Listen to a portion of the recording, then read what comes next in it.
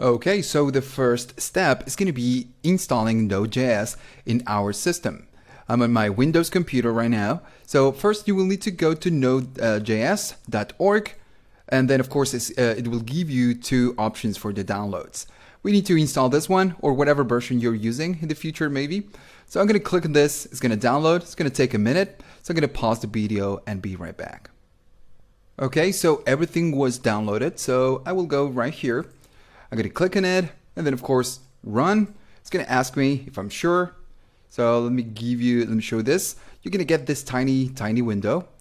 And after a while, it's going to, it will give me the next option. It's just calculating the requirements in my computer. I don't have a very fast Windows machine, so, it might take a little while. It's a little bit slow. So let's give the installer a moment. Sorry for that.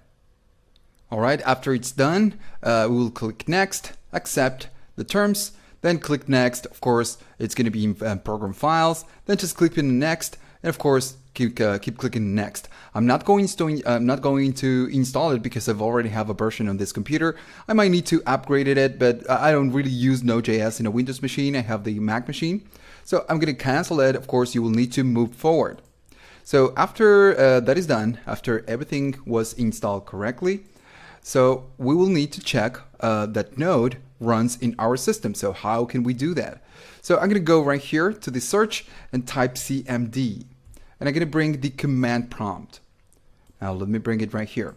So this is my machine, the user's local machine. Doesn't matter the path where you're going to be. So how can we check it? Real simple. We're going to say node and then -v. So -v means version. So this will give us the version of Node that runs in our system. I'm going to press enter.